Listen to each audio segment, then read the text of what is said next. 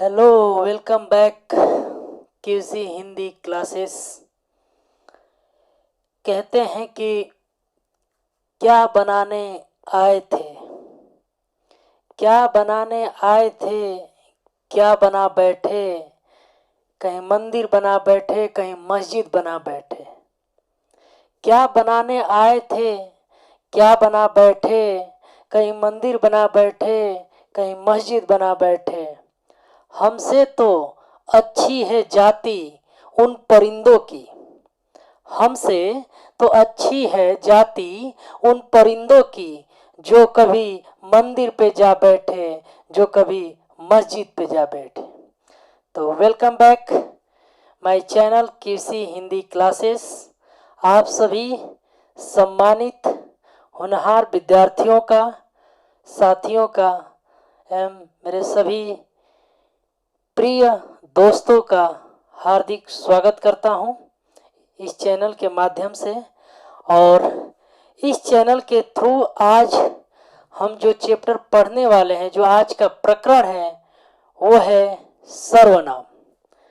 सर्वनाम जो एक बहुत ही इम्पोर्टेंट चैप्टर तो है ही, इसके साथ साथ हमें एक नई ऊर्जा भी इस चैप्टर के माध्यम से मिलती है, हमें आगे बढ़ने की प्रेरणा मिलती है। सर्वनाम क्या है, सर्वनाम किसे कहते हैं, सर्वनाम का प्रयोग क्यों हुआ, व्याकरण में इसकी आवश्यकता क्यों पड़ी, इसी के बारे में हम लोग डिस्कस करने वाले हैं, इससे संबंधित बातें करने वाले हैं।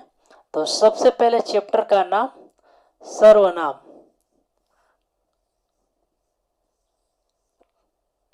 ये चैप्टर चाहे वो जूनियर क्लास के बच्चे हों, चाहे वो सीनियर क्लास के बच्चे हों, चाहे वो कंपटीशन के बच्चे हों, सबके लिए अनिवार्य चैप्टर है।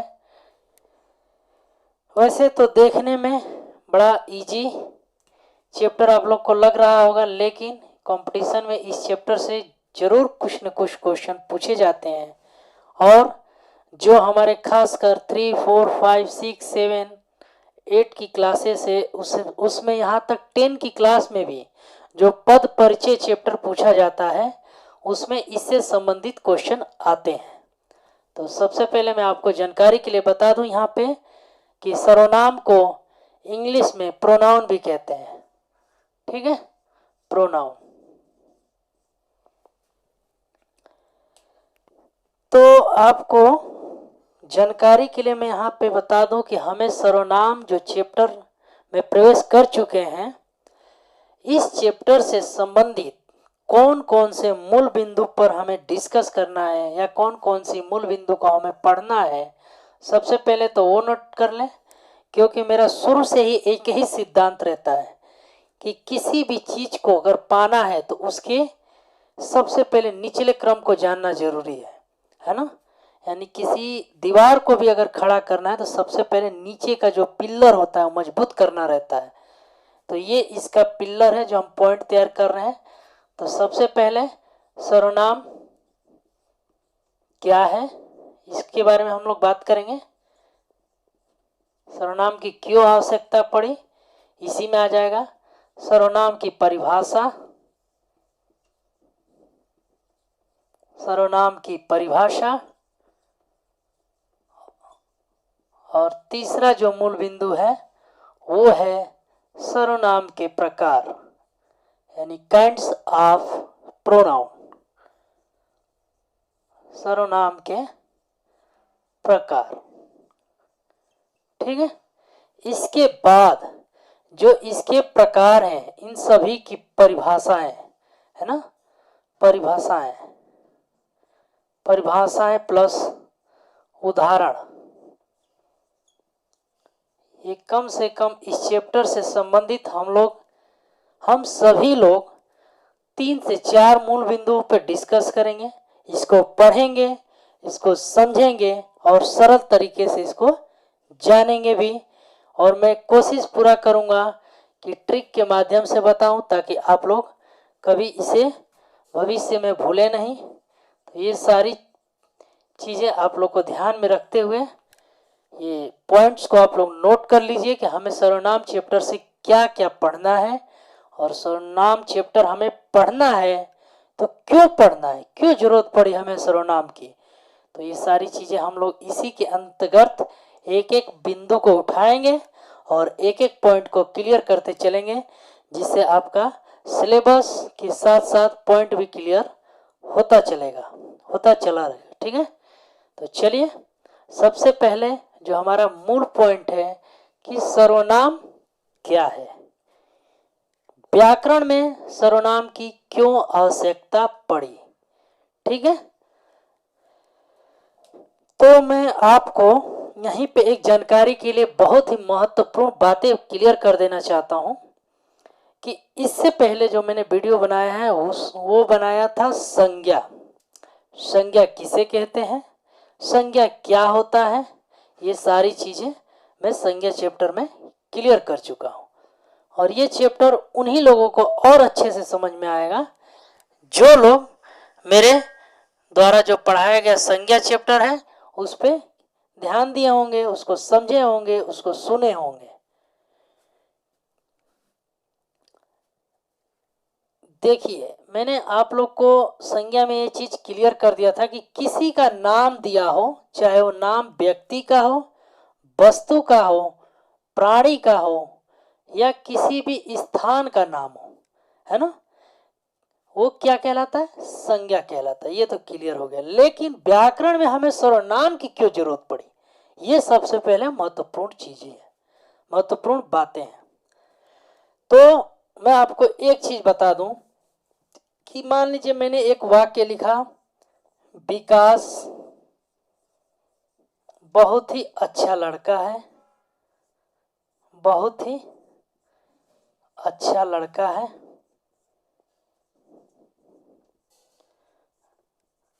ठीक।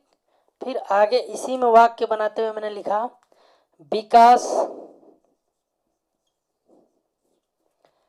पब्लिक स्कूल में पढ़ता है, पब्लिक स्कूल में पढ़ता है,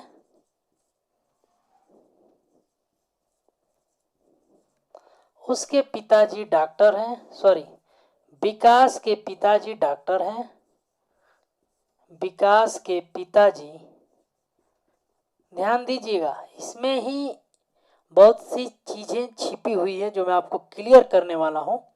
विकास के पिता डॉक्टर हैं, और इसी में अगला पॉइंट जोड़ दिया मैंने, वाक्य जोड़ दिया, विकास की माता अध्यापिका है, कि माता अध्यापिका है। जैसे कि आप लोग बोर्ड पर देख सकते हैं, मैंने एक वाक्य लिखा आप लोग के सामने, विकास बहुत ही अच्छा लड़का है, उसी में विकास पब्लिक स्कूल पढ़ता है, स्कूल में पढ़ता है, ठीक है। आगे है विकास के पिता डॉक्टर है, ठीक है, विकास की माता अध्यापिका है। आप लोग से मैं पूछूं कि इस वाक्य को पूरा पढ़ने में बार बार विकास शब्द जो आ रहा है, क्या आपको अच्छा लग रहा है, बार बार विकास शब्द का यूज हो रहा है तो क्या आपको अच्छा लग रहा है। तो आप लोग का शायद आंसर यही होगा कि नहीं, और शायद मेरा भी आंसर यही होगा कि नहीं। इसी विकास की जगह अगर हम इसको सही तरीके से अगर मतलब चेंज करके थोड़ा सा परिवर्तन करके लिखें कि विकास बहुत ही अच्छा लड़का है, अब इसकी जगह यहाँ पे थोड़ा सा चेंज करेंगे, जैसे मैंने लिख दिया विकास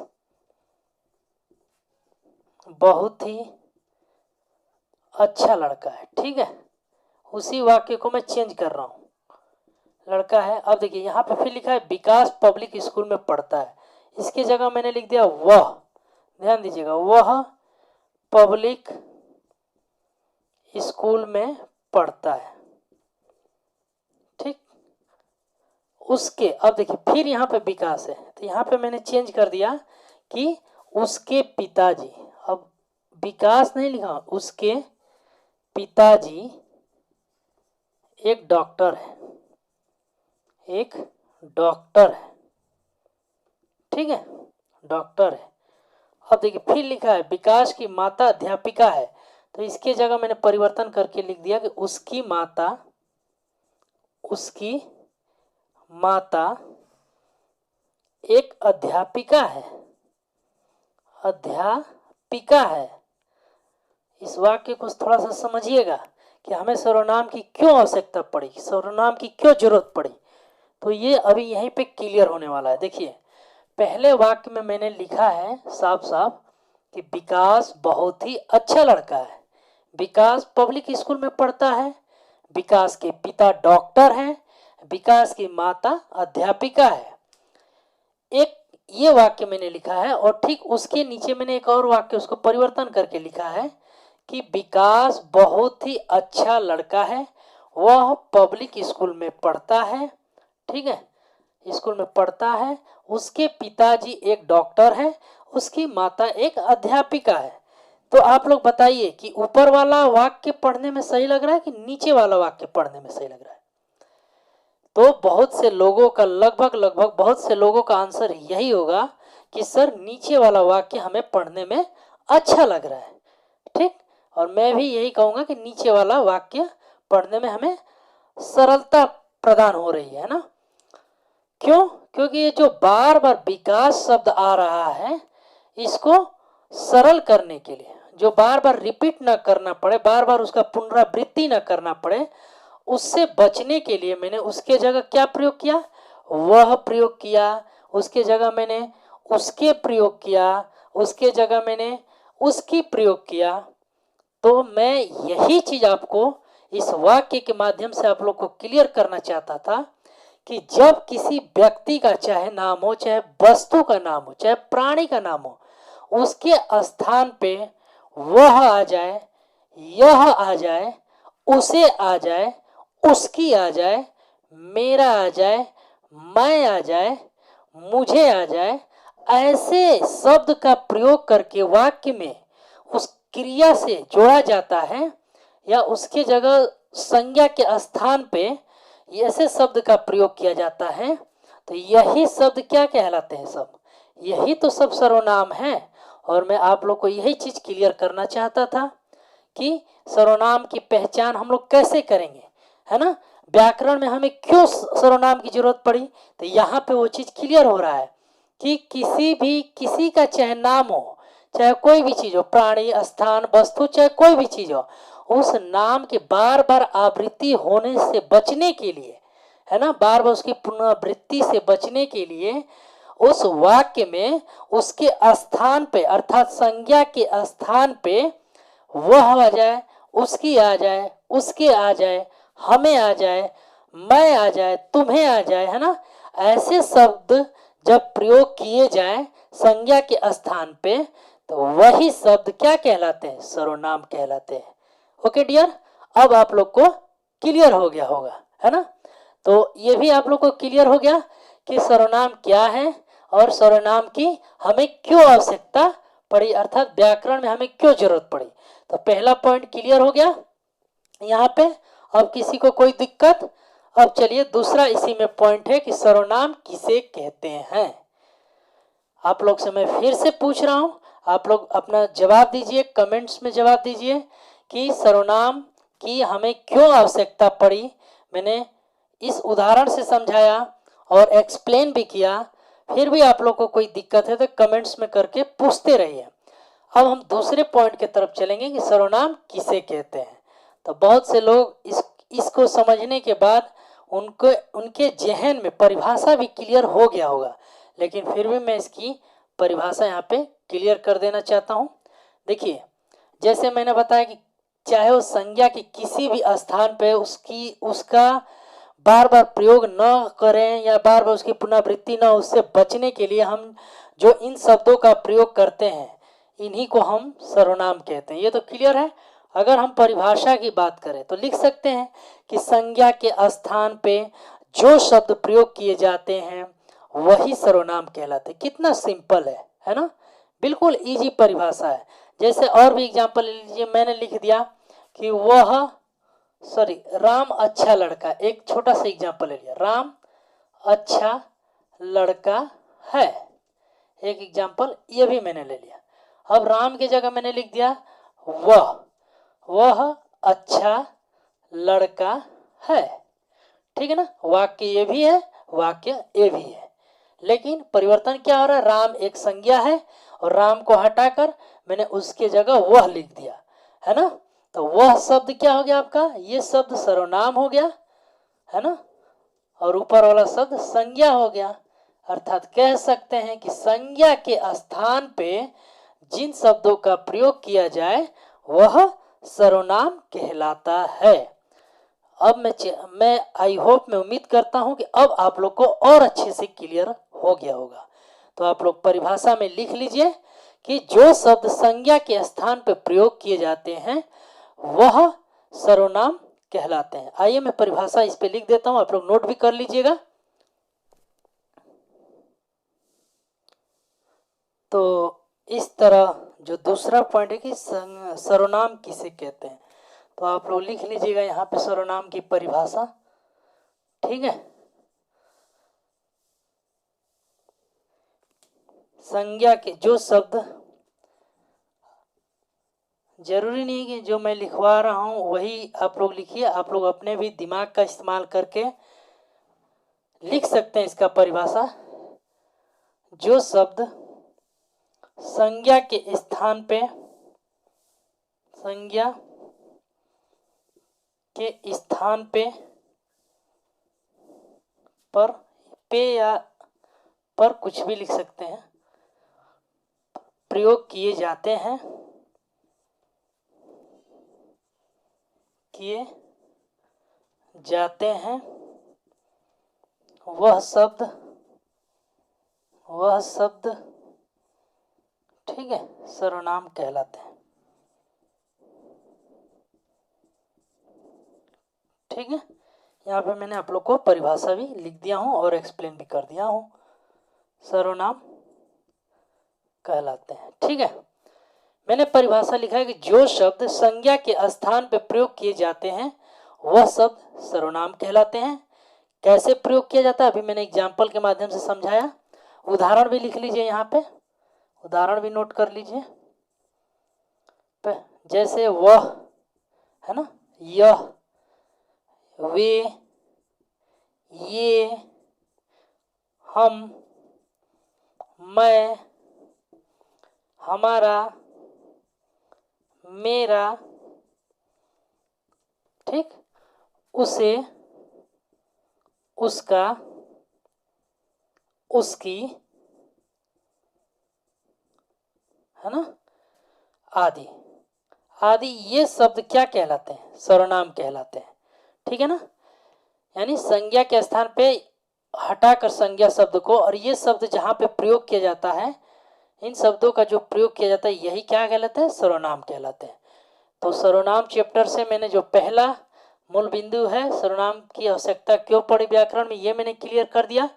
दूसरा, सर्वनाम की परिभाषा, यानी सर्वनाम किसे कहते हैं, है ना। आप लोग और भी तरीके से परिभाषा बना सकते हैं, जैसे संज्ञा के स्थान पर प्रयोग होने वाले शब्द सर्वनाम कहलाते हैं, या जिन शब्दों का प्रयोग संज्ञा के स्थान पर किया जाता है वह सर्वनाम कहलाते हैं, है ना, या जो शब्द संज्ञा के स्थान पर प्रयोग किए जाते हैं वो सर्वनाम कहलाते हैं। तो आप लोग परिभाषा अपने अपने तरीके से भी लिख सकते हैं, लेकिन उदाहरण यही रखिएगा। ठीक है ना, तो आज की वीडियो में हम लोग सर्वनाम से संबंधित दो मूल बिंदुओं पर चर्चा किए हैं, इसको पढ़े हैं, इसको समझे हैं, है ना।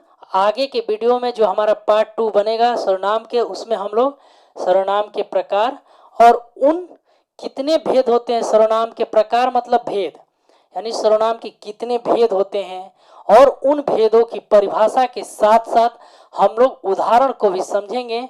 तो चलिए आज के लिए इतना ही।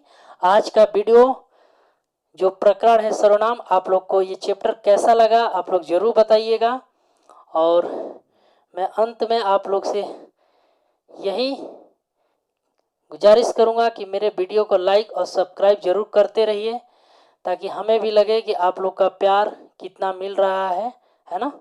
तो चलिए, थैंक यू। नेक्स्ट पार्ट 2 में हम लोग इसके भेद, प्रकार और परिभाषाएं और भी जानेंगे। तो आज के लिए इतना ही। जय हिंद,